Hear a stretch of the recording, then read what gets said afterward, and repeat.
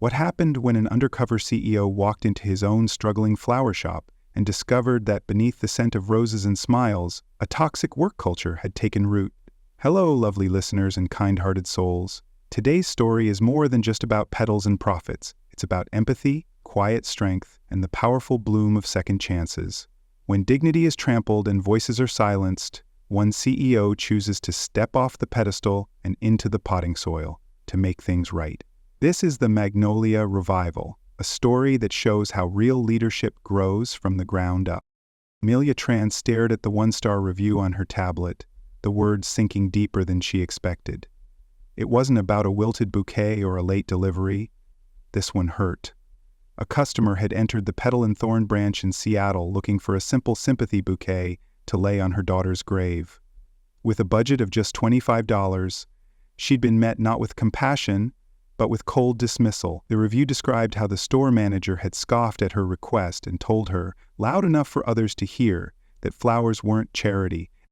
The woman left in tears. Amelia set the tablet down and rubbed her temples. That wasn't how her mother had raised her. Petal and Thorn had been born from grief. Her own mother's flower stand on the edge of a Vietnamese market had once been the only bright thing in their darkest days. Every arrangement they made, every bloom they tied, was supposed to be about healing, about humanity. But as her brand expanded and she delegated more control, something had gone cold. Reports from her executive team were filled with numbers, daily revenues, conversion rates, overhead. But this was something no spreadsheet could show. Her heart twisted at the idea that her name, her mother's legacy, was now attached to a place where grief was met with ridicule. Determined, Amelia made a decision. She would go to the Seattle store herself, but not as a founder in heels and press-ready smiles. She would go as someone unknown. She would see the store through the eyes of the overlooked. That night, she sent a single message to her assistant. Choose me a name, pack old clothes, and book me a ticket. No one must know. If the roots of her business were starting to rot, she would dig until she found the source. 2 days later, Amelia Tran stepped off the train at King Street Station, looking nothing like the founder of a national floral brand. Her sleek bob was tucked under a knit beanie, her usual silk blouses swapped for a faded hoodie, and jeans that hadn't seen the light of day in years. A canvas tote slung over her shoulder held only the essentials: an apron, a notebook, and a forged name tag, Lynn. The morning air carried the scent of wet pavement and evergreen trees, a far cry from the rose-scented boardrooms she was used to. She took a deep breath. This was no corporate visit. This was infiltration. Petal and Thorn, Seattle branch, sat on the corner of Pine and Fifth, nestled between a gourmet donut shop and a boutique pet spa. The storefront was still charming, green awnings, gold-lettered signage, and ivy that curled up the window frames.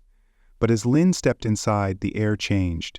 The warmth of the flowers couldn't quite mask the tension beneath the surface. A cashier barely looked up from her phone. A young florist arranged peonies mechanically, her movements stiff. And behind the main counter stood a tall, sharp-faced woman with a headset and clipboard. Mallory Beck, the branch manager. Mallory was all business. "You're the new temp from the agency?" she asked without eye contact. Lynn nodded. "Follow me." The tour was brisk and impersonal: cooler room, prep station, storefront. "We don't do hand-holding here," Mallory said. "You mess up, you're out." With that, she handed Lynn a rag and pointed to the floor near the hydrangea buckets. "Start with cleanup." Lynn worked in silence, soaking up every detail. The floral arrangements were technically perfect, but emotionally sterile. The team didn't speak much, and when they did, it was clipped, cautious.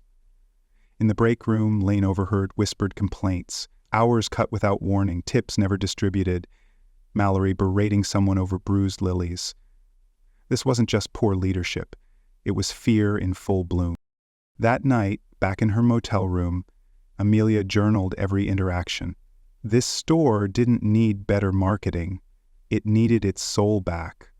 But to fix it, she couldn't just pull weeds from the surface. She needed to get her hands in the dirt, because if the rot was deep, the healing would have to be deeper.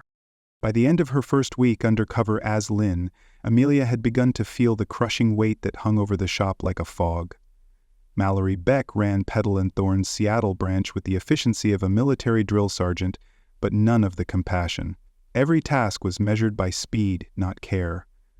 3 bridal bouquets in under 20 minutes, or you're off weekend rotation, she barked one morning, her eyes scanning the staff like a hawk hunting for mistakes. The pressure wasn't just high, it was constant. Even the simplest arrangements felt like timed exams, with Mallory hovering at their backs. Amelia noticed how the team never relaxed, even during breaks. Matteo, a shy designer with a gift for color harmony, barely spoke above a whisper anymore. He used to share flower trivia during lunch. Now he ate in silence, hunched over his sandwich like it might protect him. Eva, the youngest staff member, flinched when Mallory walked by. Amelia caught her once in the cooler, wiping tears behind a shelf of snapdragons. "I'm just tired," she whispered, but Amelia knew better. This wasn't exhaustion, it was erosion. Customer interactions revealed the same strain. Smiles were strained, apologies rehearsed. Mallory micromanaged every detail, from font size on handwritten cards to ribbon angle on sympathy wreaths. Mistakes weren't corrected, they were publicly shamed. "You call this symmetry?" she snapped at Matteo during a funeral order. "It looks like a child made it blindfolded." The comment left him red-faced, silently restarting the entire design. Even Amelia, seasoned and skilled, found herself second-guessing every stem placement. The joy that usually bloomed with creation was replaced by anxiety. And that's when it hit her. Flowers weren't the only things being crushed in this store. Creativity, morale, and basic human dignity were withering under pressure. The shop was still producing beauty, but at what cost? Amelia knew something had to change. But before she could transform the workplace, she needed to understand the roots of its dysfunction and find out just how deep the damage truly went. The unraveling began with a delivery mix-up. A longtime client had ordered an anniversary bouquet, 20 red roses with gold-tipped petals, a premium signature design of petal and thorn. When the customer called angrily to complain that they'd received a dozen plain carnations, Amelia offered to personally correct the mistake. But when she checked the order system, something didn't add up. The digital receipt showed the order was fulfilled correctly, with the right design, price, and confirmation signature, yet the shop's physical delivery log, kept in a worn leather binder Mallory insisted on maintaining for backups, told a different story. The address was right, but the product and pricing had been altered in blue ink. Amelia flagged it gently with Mallory, hoping for an honest explanation. But instead, Mallory's eyes turned cold. "That customer changes their mind constantly," she snapped, "probably just fishing for a discount. Don't waste your time chasing ghosts, Lynn." Her tone made it clear, drop it or risk the consequences. But the more Amelia dug, the more ghosts she found. Discrepancies in wholesale flower costs, invoices marked as resolved, but showing duplicate charges and oddly timed inventory orders that didn't match sales volume. It was a tangled mess. But one thing stood out. Every inconsistency flowed through Mallory's hands. What tipped the balance wasn't the financial puzzle. It was a human one.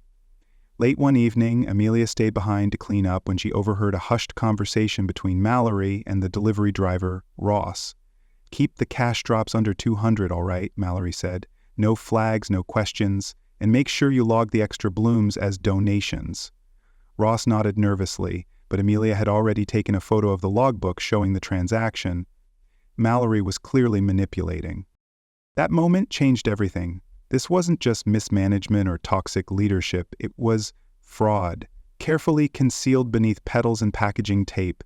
Mallory had built her control through fear and secrecy, but now Amelia had the first thread to pull, and once it unraveled, the truth would bloom in full. Amelia didn't sleep that night. The photo she'd captured of the falsified logbook sat heavy on her phone, a silent weight pressing against her conscience. By morning, she had combed through a dozen digital invoices, order forms, and supply records, each one leading her deeper into a web of deceit, carefully woven under Mallory's supervision. The deeper she dug, the clearer the picture became. Mallory had been rerouting premium flower stock to off-the-books clients, skimming profits by underreporting sales, and using inflated supply costs to mask the missing revenue. It wasn't a fluke, it was a system, and Amelia now had the blueprint. But numbers alone wouldn't be enough. She needed voices. Over lunch, she approached Lena, the soft-spoken florist who handled most of the custom arrangements. With careful questions and a calm tone, Amelia asked if Lena had ever noticed orders being altered after they were finalized. Lena hesitated, nervously twisting a eucalyptus stem between her fingers. "I just assumed I misremembered," she said quietly. "But, yeah, sometimes bouquets went out with fewer blooms than I prepped, or different ones. Mallory said it was just substitutions." Amelia nodded, gently affirming her concerns. That was the confirmation she needed. Another layer of truth from someone inside. Later, when Mallory called a sudden staff meeting to address rumors and disloyalty, Amelia knew the storm was brewing. Mallory's voice was coated with false warmth as she spoke about team harmony and trust. But her eyes never left Amelia. She knew someone was pulling on the roots. Amelia didn't flinch. She had already uploaded the financial evidence to a secure drive, backed by notes from Lena and time-stamped delivery logs. She was no longer just observing, she was preparing for a confrontation. And just like a bouquet hiding thorns beneath its blooms, Mallory's reign was about to be pricked by the very team she had tried to silence. It happened on a rainy Thursday afternoon, just as the shop's front window display was being refreshed with a mix of sunflowers and autumn dahlias. A middle-aged woman entered, umbrella dripping, holding a small bouquet wrapped in the shop's signature paper. She approached the counter timidly, explaining that the arrangement meant for her sister's memorial had been delivered with half-wilted blooms and the wrong color scheme. Amelia, tending to customer requests under her alias as a temp florist, stepped forward and offered to remake the bouquet on the spot. "It's the least we can do," she said kindly.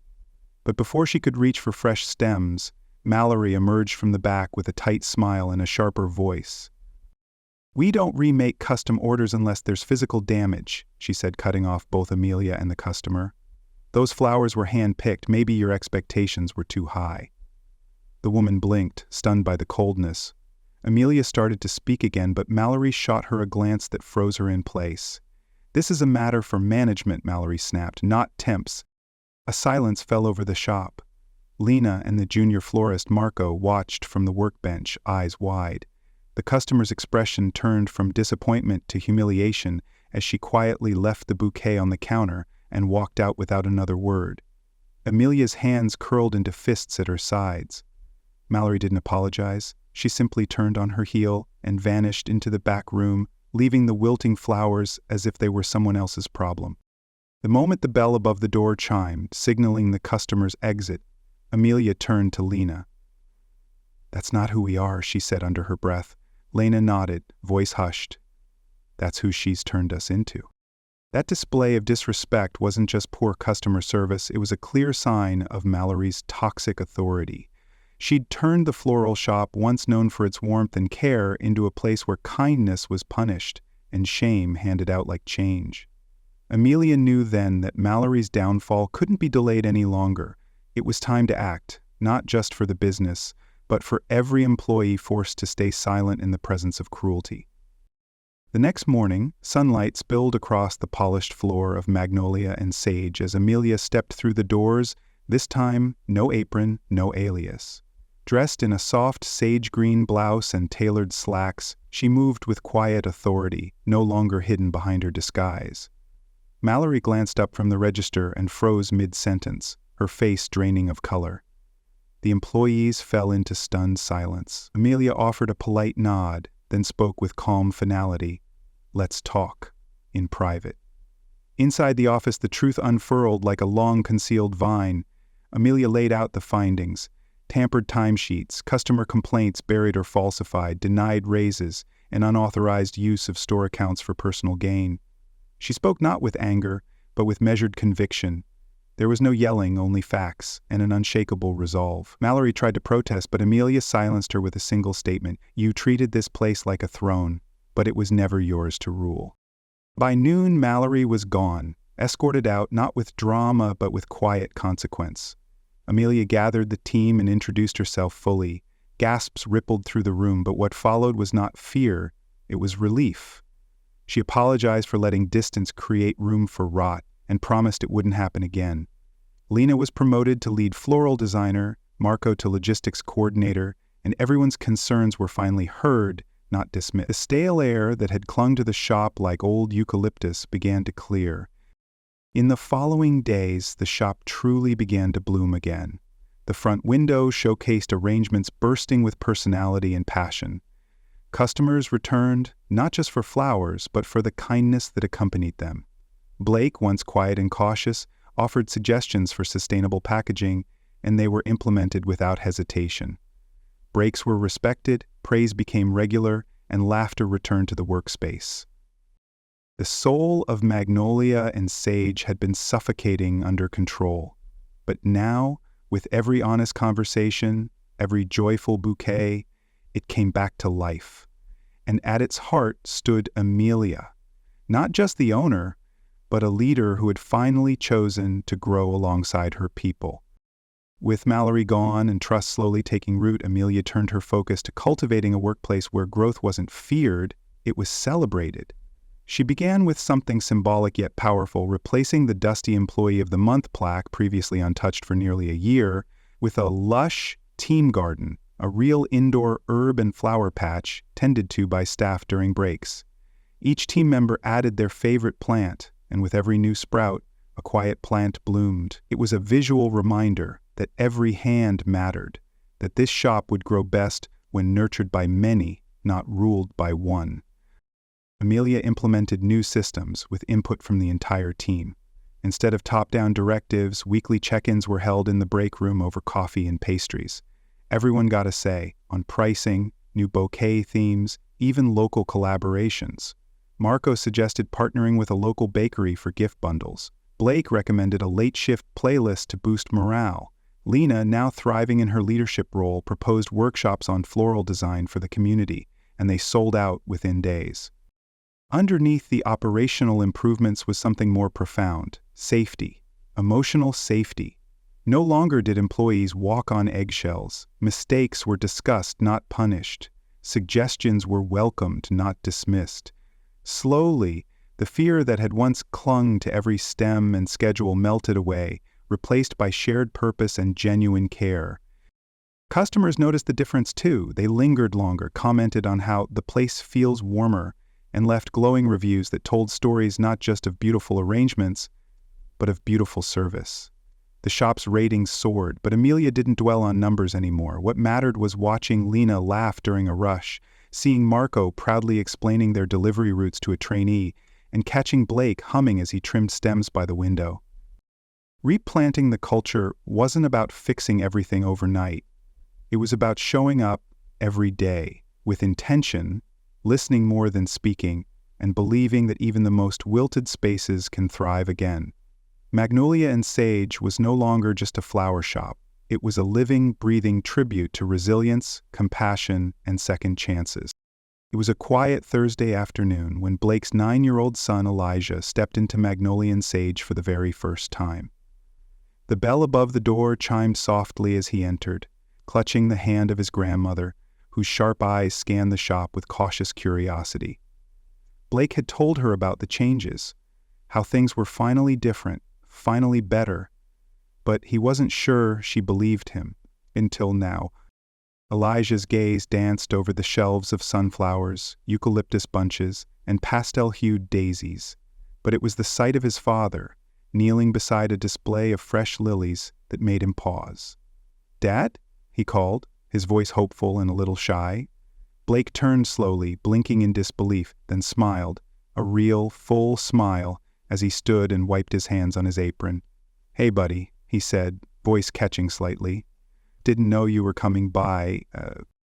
Elijah rushed forward and wrapped his arms around Blake's waist. The crew looked on from the counter, giving the pair a respectful distance, but their quiet smiles said everything. Amelia stepped out from the office and nodded at Blake, a silent acknowledgement of how far he'd come. Blake knelt down to his son's eye level. "What do you think?" he asked, gesturing to the shop. Elijah looked around, wide-eyed. "It's cool. You make all this?" Blake laughed. "I help," and for the first time in years, he didn't feel ashamed of his work. He felt proud, proud of the petals, the people, and most of all, the second chance he'd been given to bloom alongside them. A week after Elijah's visit, Magnolia and Sage felt more alive than ever. With fresh deliveries arriving early and customers returning in steady waves, the shop buzzed with a new kind of energy, one rooted in respect, not fear. At the heart of the transformation stood Blake, now officially a senior floral associate, his name stitched in soft green thread over his crisp uniform apron. He moved confidently through the shop, training new hires and leading morning team huddles. But the most meaningful change wasn't on the schedule or in the floral coolers. It was on the back wall. It started with a single thank you card from a customer who'd been helped by Blake during a particularly rough day. She had walked in looking for sympathy flowers, but walked out feeling seen. The card was simple, just a few lines of gratitude taped beside the employee's schedule, but it sparked something. The next day, a local delivery driver added a sticky note. Best team to work with. Thanks for the laughs and coffee. Then came a note from Elijah, written in blocky 9-year-old handwriting. My dad works here. He's the best. That one stayed at the center. Soon the team began adding their own messages. Danny wrote to Blake, for showing us that strength isn't loud, it's steady. Amelia added, to every employee who showed up when it was hard, you built this place.